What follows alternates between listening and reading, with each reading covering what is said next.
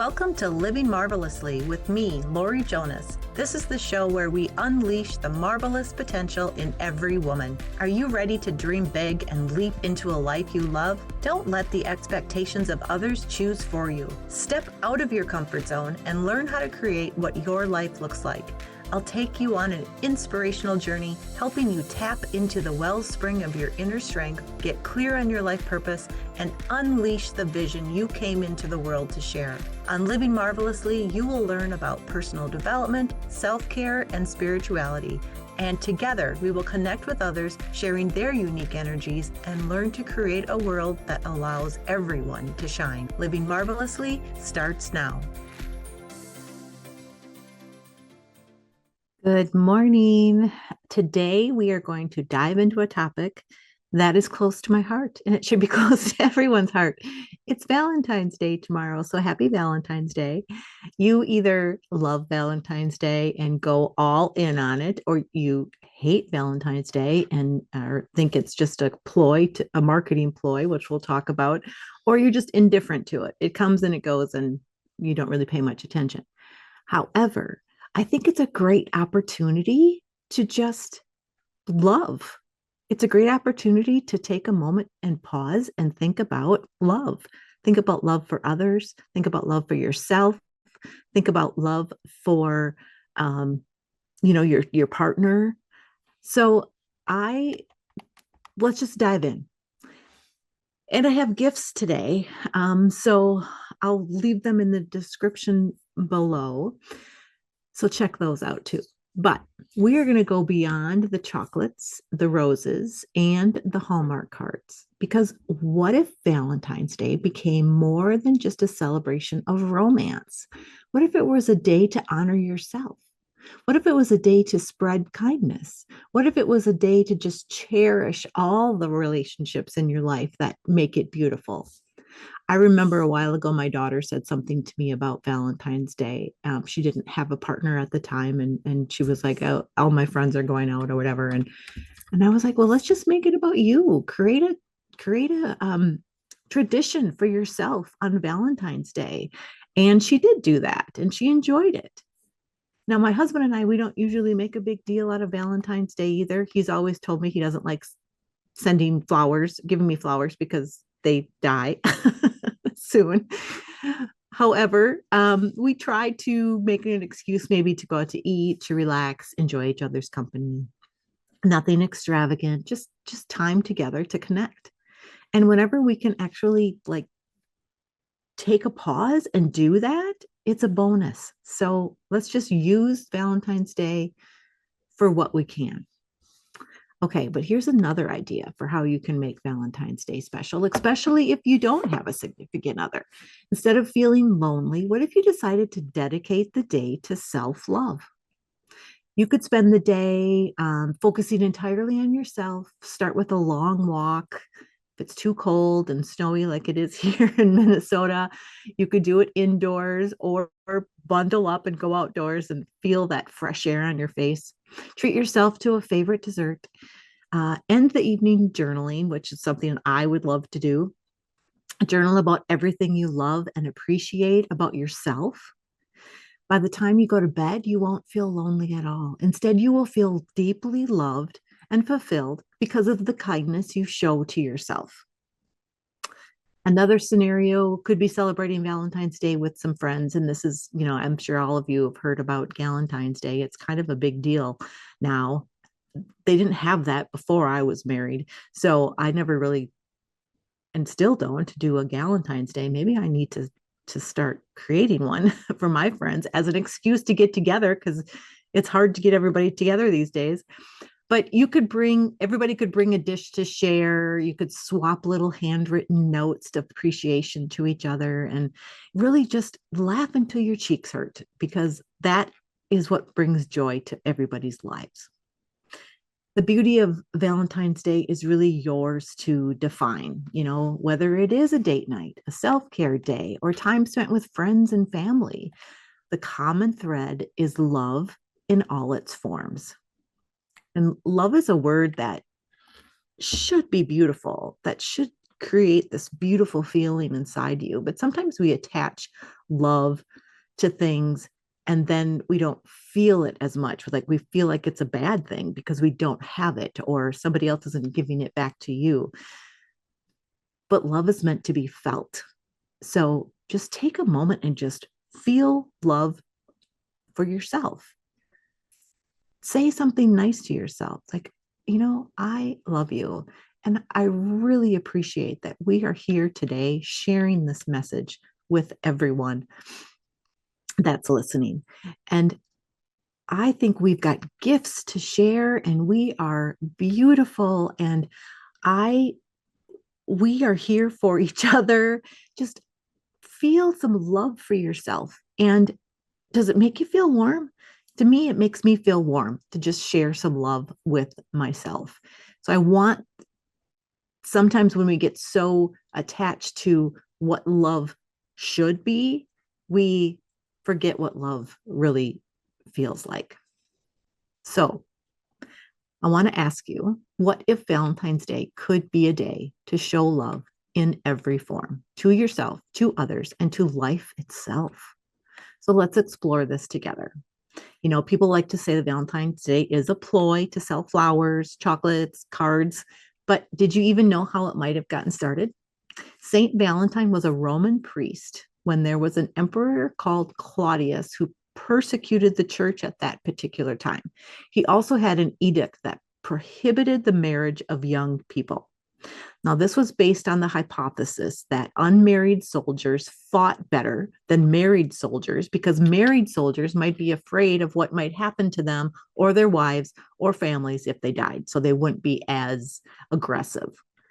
The idea of encouraging them to marry within the Christian church was what Saint Valentine, was all about. And he secretly married them because of the edict. So he had to do it in secret, but he got caught.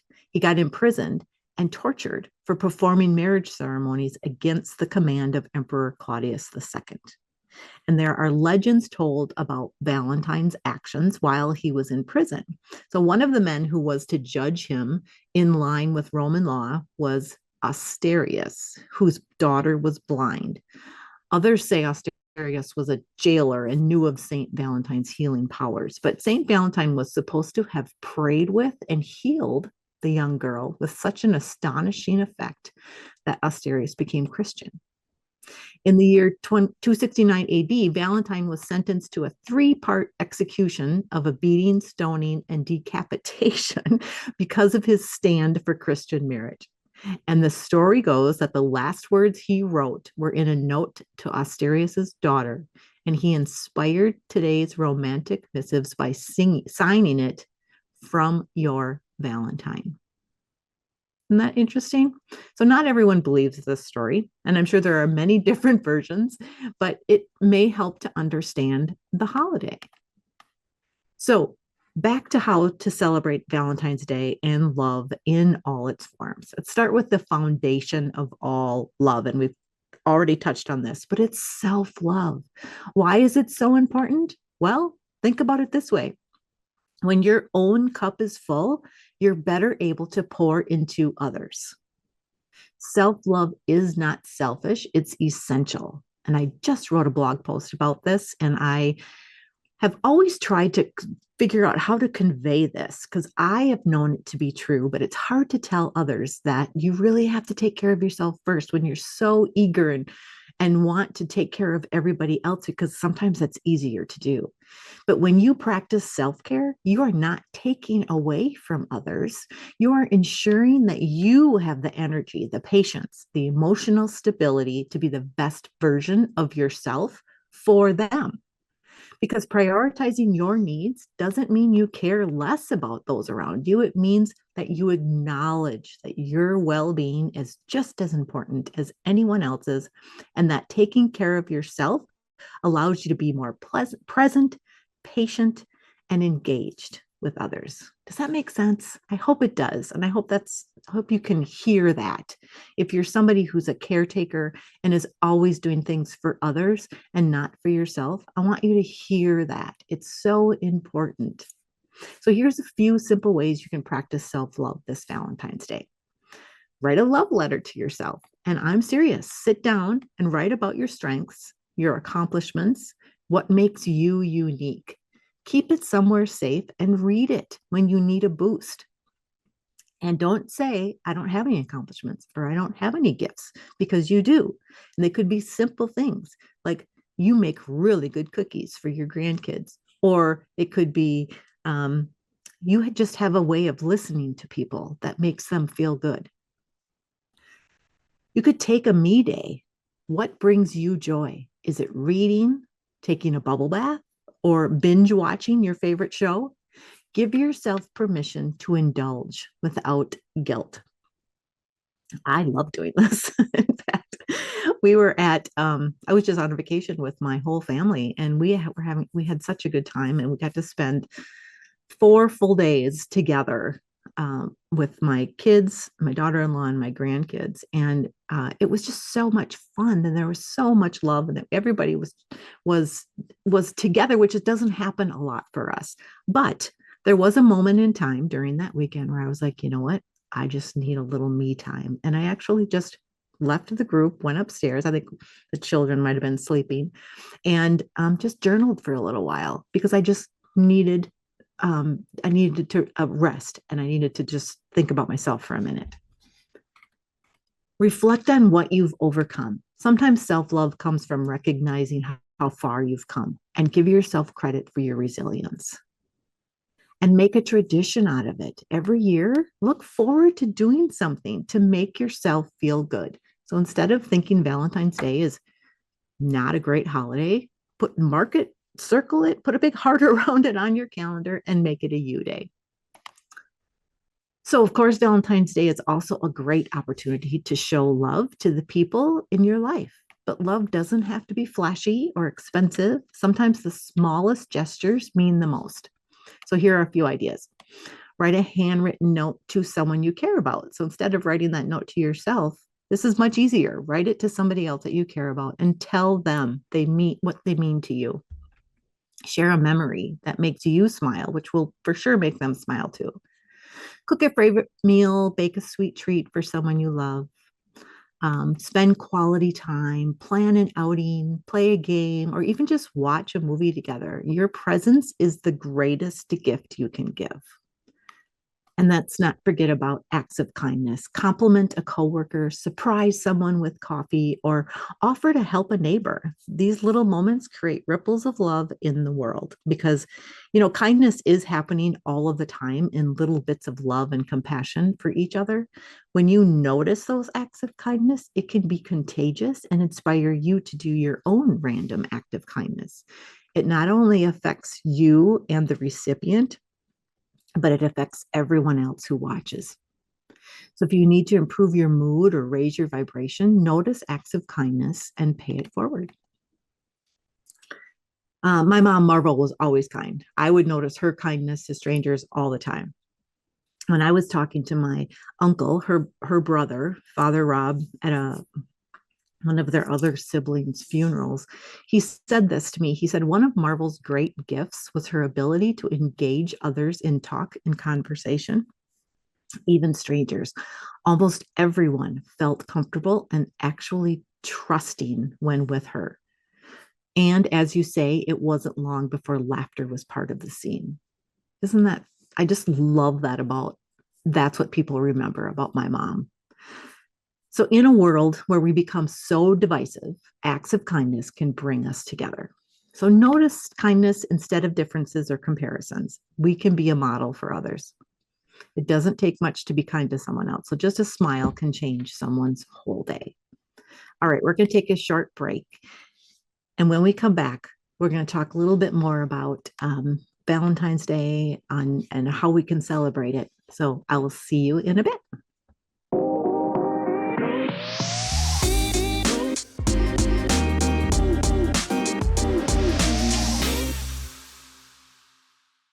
Welcome back. We are back, and I just want to share something with you. If you're looking for someone to speak at a next retreat or speak to a group that you're going, I love sharing about human design, infinite possibilities, self-love. Send me an email or check out livingmarvelously.com. Okay, let's continue our discussion. discussion. So, Valentine's Day is often focused on romantic love, but what about all the other kinds of love in our lives, like friendship, family, community? They all deserve to be celebrated. So, here are a few ways to expand your celebration of love. We already talked about Galentine's Day. So host a Galentine's Day brunch with your best friends, share stories, laughter, probably a mimosa or we call a screwdriver here in Minnesota, those orange juice and vodka. Um, Plan a family game night or a movie night. Use the day as a chance to connect and have fun together, just like my family did last weekend when we went on a trip down to see my son in Arizona. Reflect on community love. Maybe you're volunteer at a local shelter or donate to a cause that's close to your heart. That could be another. Christmas always, when Christmas comes around is when we think about giving to charities. But what about if we made Valentine's Day also a charity type day that we give to a cause that's close to your heart? You know, love is universal. It doesn't have to fit into a single box. This Valentine's Day, celebrate all the connections that you have that make your life rich and meaningful and beautiful. So let's also talk about making Valentine's Day your own. We talked about this in one of the scenarios at the beginning of this video, but what if you really did just take the day to celebrate life in a way that feels authentic to you? Like I said, I love journaling. So, what if you spent some time journaling about gratitude? What or who are you most thankful for? Writing it down can help you feel more connected and grounded. Go outside, spend that time in nature. There's something so healing about fresh air and sunshine. Bring a warm drink, wrap up in your cozy scarf because it's cold during the winter, at least here in this part of the world. So let the beauty around you fill your heart and do something that aligns with your passions or values. So whether it's creating art, reading a good book, donating to a cause you care about, choose something that lights you up. I really love to be creative and paint or draw or write poetry. I love to do those things, but I never give myself time to do that. What if Valentine's Day was the day where you say, you know what, this is when I'm going to do one of those things that I love to do? You know, it could be cooking, it could be building something, it could be, you know, the creative pieces that I just talked about. But it's but Valentine's Day can be such a beautiful day of self-love. And I want to share with you a poem that I found and I wrote a blog post about. It's called As I Began to Love Myself. And it is so inspiring and just gorgeous. So the credit to this As I Began to Love Myself poem was given to Charlie Chaplin, but I don't think it was his because I did a little research on it and discovered that it was from a book written by Kim and Allison Macmillan. And there is a article about, did Charlie Chaplin write that poem As I Began to Love Myself? So putting that aside, whoever wrote this poem, its beautiful message of self-love and all of the things I want to share with others is rolled up into one amazing collection of words. So I just want to share that with you as this is one of my gifts to you for Valentine's Day is a copy of this poem.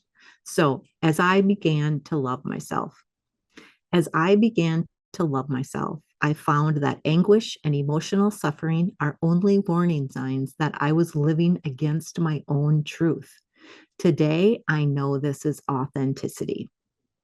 As I began to love myself, I understood how much it could offend somebody as I tried to force my desires on this person, even though I knew the time was not right and the person was not ready for it, even though this person was me.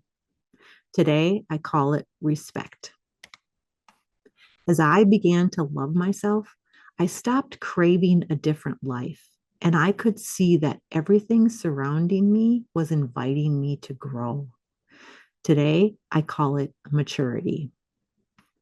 As I began to love myself, I understood that at any circumstance, I am in the right place at the right time, and everything happens at the exactly right moment so I could be calm.